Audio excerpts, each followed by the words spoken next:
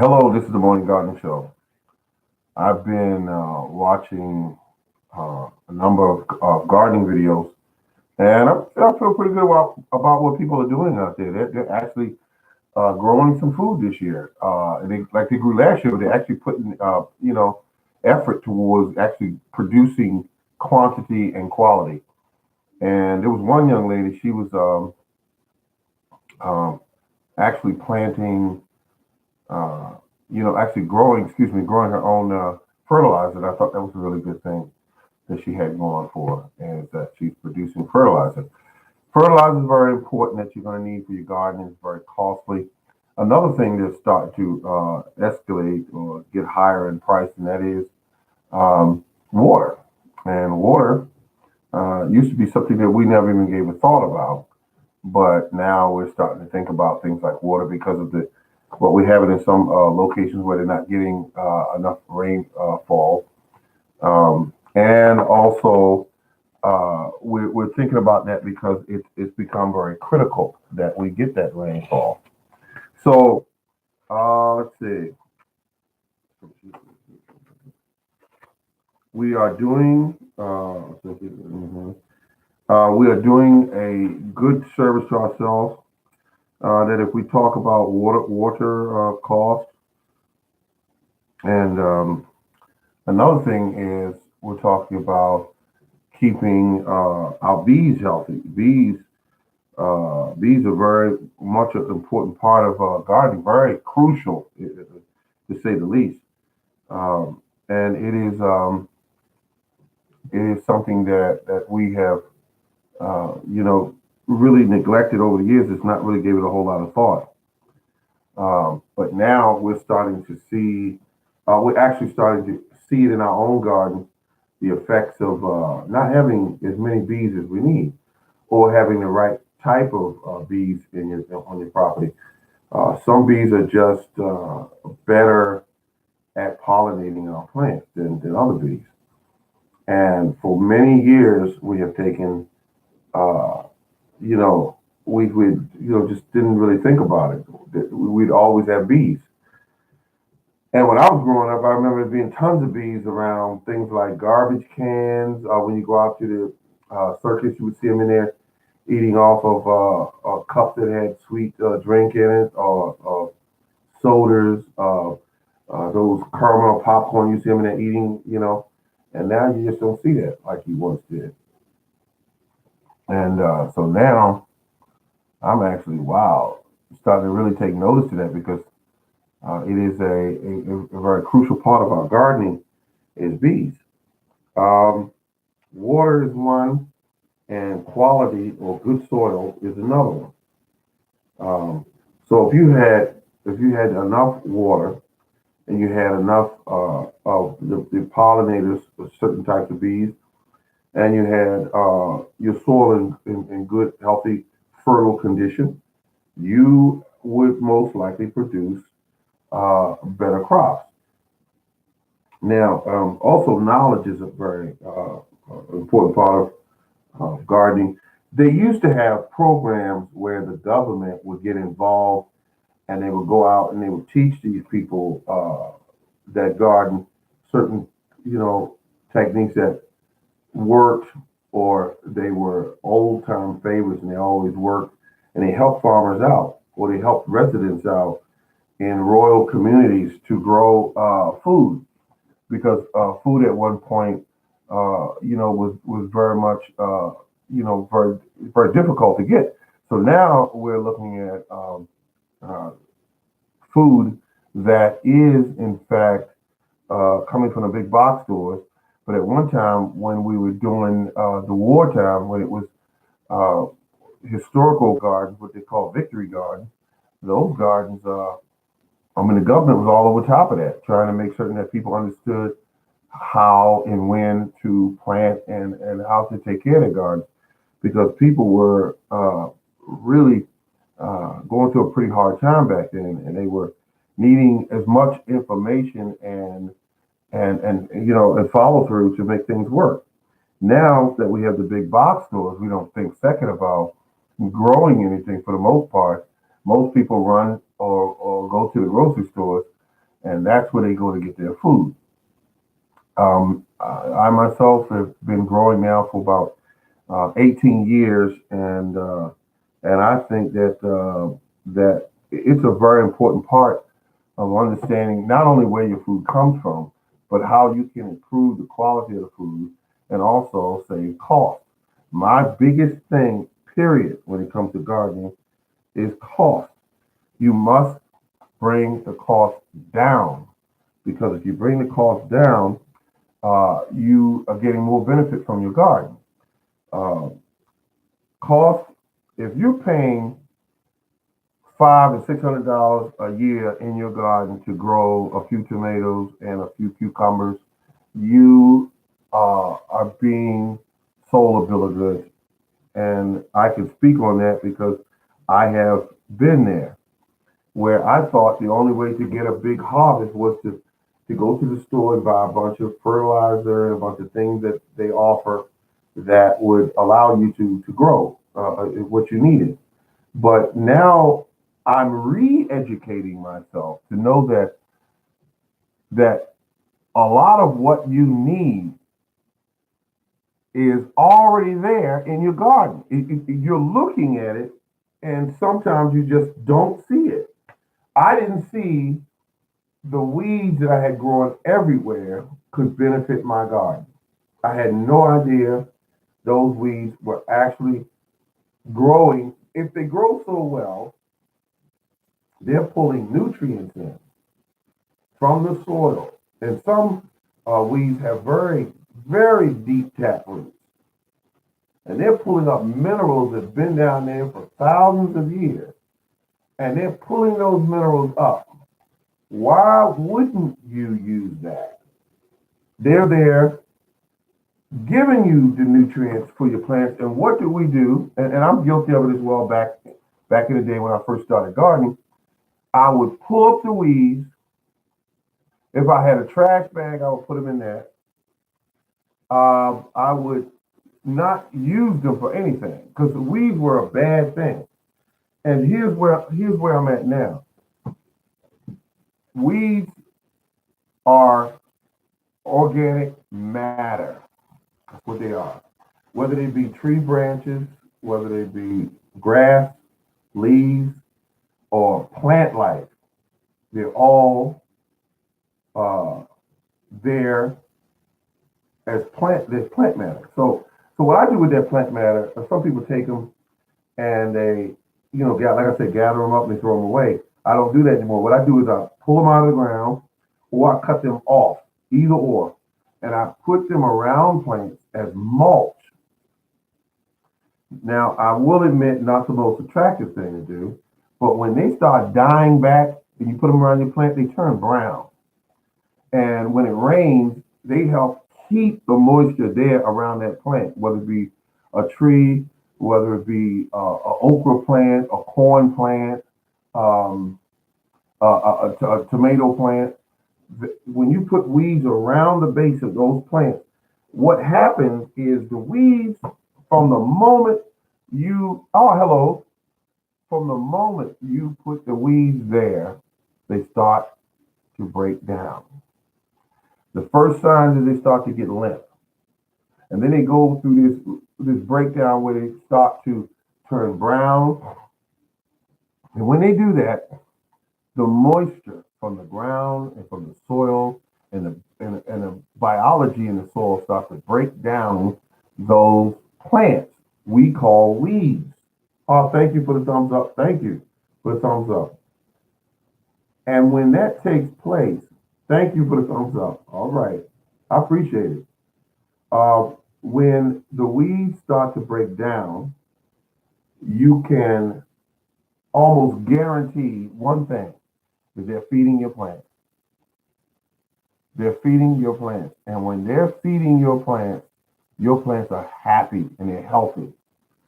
The plants do in fact have a way of telling you what they're doing. If you have to be able to read the signs, the leaves, the stems, the amount of growth. If you can look at a plant and see that it's not dark, pretty green, something's going on. If the plant is turning yellow, there's an issue. If the plant is growing at a very slow rate, it's telling you something. If the plant is not producing as it should, it's telling you something. So you have to be able to read what the plant is telling you, because they even have maps. If you can go to your Department of Agriculture, which is something I do. I'll take pictures of a plant, and if there's something I'm not familiar with, like I'll give you a good example. I had a cucumber. All the other cucumbers were pretty green, and and I tied them up this year. I didn't just let them run along the ground. I tied them up on a clothesline, and which I like doing that because I could run as many as I wanted. Um, so the one cucumber, was a bright orange. It was big, but it was bright orange. So I picked the cucumber and I looked at it and I said, okay, it looks healthy. It's really, really firm. Why did this cucumber turn orange? And all the rest of them were pretty green. I took a picture, sent off to the Department of Agriculture. Once I do get those readings back, I'll share it with you as to what they think it was. Because remember, like I said, what they think it was. Because it could have been because of the way I grew it. It could have been in the shade, and it just turned that color. But it could have been some of the ingredients that I gave it to grow off of, which was all natural ingredients. It could be just something that nature, in its infinite wisdom, for whatever reason, that one was orange. But I will find out. Um, Soil. You start with that. You absolutely start with your soil. Um, what I do is I chop down as much of the weeds and the vines in my property, and I leave them there. Never do. I used to see videos where the guys would be cleaning up their property, where they would take the plants that produce, like the what they call them, tomato plants, or cucumbers, whatever they grew that year, and they would take these plants, get them all together, and throw them in the trash. Or they say, well, put them over in the compost pile. And I think to myself, why would I want to take them over to the compost pile just to bring them right back, instead of just leaving them there and let them compost right where they are? I'm trying to cut down the amount of work. I'm not trying to create work for myself. So if you have weeds growing on your property, and all of us do, all you want to do is mainly is do not let them out compete your plants. That's the main thing you want to do. And you want to take the weeds and use them in such a way that they are feeding your plants. I have a video that's entitled "Feeding Your Weeds to your Garden," and it talks a lot about that. And the reason why I put that up, because when I started doing this, I started seeing a lot of success, and I noticed that the $200 or $300 I was spending a year in the old days, way back, long time ago, long time ago, I wasn't spending that anymore. I was simply throwing away money. That's what I was doing. I was getting fruit. I was getting something to eat from it. But when I looked at when I looked at it and said, "Wait a minute, you just spent $300. You got some tomatoes, some cucumbers, you got some okra, but you could have bought this for a lot less than what you spent in this garden." And then I started looking at the very uh, the very business of gardening. What do? They up the prices on everything, the seeds and everything. They up the price on everything. Let's just say they went crazy one night and they just up the price on everything. So when spring starts coming in, they put these big, beautiful plants, whether it be trees, whether it be fruit bushes, whether it be all these fertilizers, and a lot of the fertilizers derived from trash from the meat industries and all of that. Or, whether it be chicken feathers grounded up with chicken waste and urine, and cow waste and urine, and they take all of these industrial things from the farm industry, and they sell it to us in bags, 5-pound bags, 4-pound bags, whatever, 20-pound bags, 40-pound bags. and they sell it to us, and they say, listen, and they put all these pretty pictures on the outside of the packaging, and they say this will, and they show you big, beautiful tomatoes and pictures of corn growing and everything. You could grow that same exact thing, feeding your plants weeds, and that's what I learned. You could do that same thing, those big, beautiful pieces of corn and tomatoes and okra and watermelons. You could grow it with weeds. You could grow it. When the fall comes, you get those leaves that are just so many leaves that everywhere. What is this? The city or the county does? They come around, they pick them up, they take them off to a plant, they ground them up. They found techniques to compost that stuff really fast. And what do? They put it in bags and sell it right back to you. They sell it right back to you, and we pay for it. We pay for it, and we give them money for it, hard-earned dollars. We give it to them, and we could absolutely make that stuff ourselves. And that's what pisses me off is that when I see people going to the big box stores and I see them spending their hard-earned dollars, that they are working double shifts and they're working, their lady is working and the father's working and the kids at home as key latchkey babies. And I see that when in fact all they need to do is think about their yard. When they go out there and trim back their fruit trees, a lot of people take the branches, the limbs, and everything. You cut that stuff up small and put it around the base of that tree. It'll slow feed that tree for months, probably even a few years. And I've been doing it now for close to I want to say about 12 years. I've been doing that. My fruit trees are huge, and they're dwarfs. They're dwarfs. So here's what I'm saying: your wood ash from your fireplaces, from your pellet stove, your what is the other thing I want to say here? Your scraps from your kitchen where you're having corn on a cob and you're having coffee grounds and tea bags and all that stuff that you're throwing away. All that organic stuff can be used. You dig a hole in the ground and drop all that stuff in there and cover it up and just leave it there.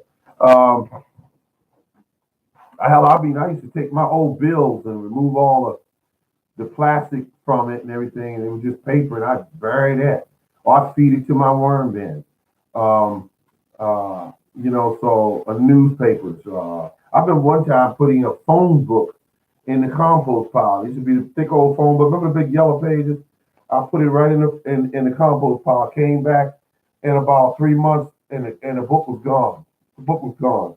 So that was fed to the worms, which in turn benefit my garden.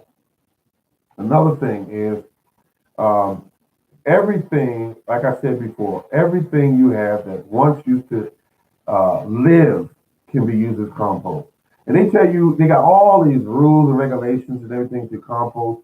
When I see those videos and I see those books that say you can only put this in, you can only put that in, somebody should have told me because I've been putting everything in there.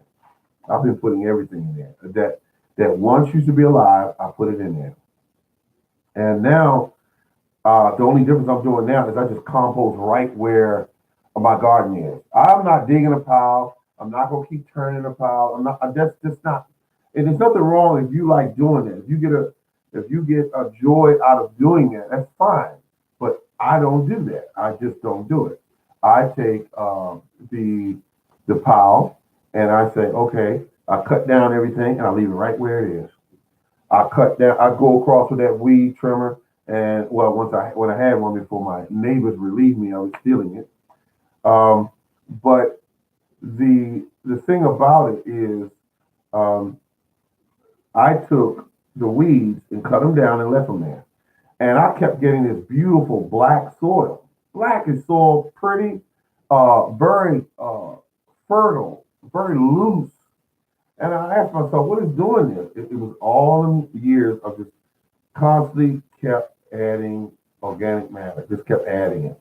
And then I started looking at these videos, which I thought was fascinating. People were doing the chop and drop. I wish they did more videos like that, but they don't because I mean, it's just something that's not popular. Most of what people do um, is what's popular.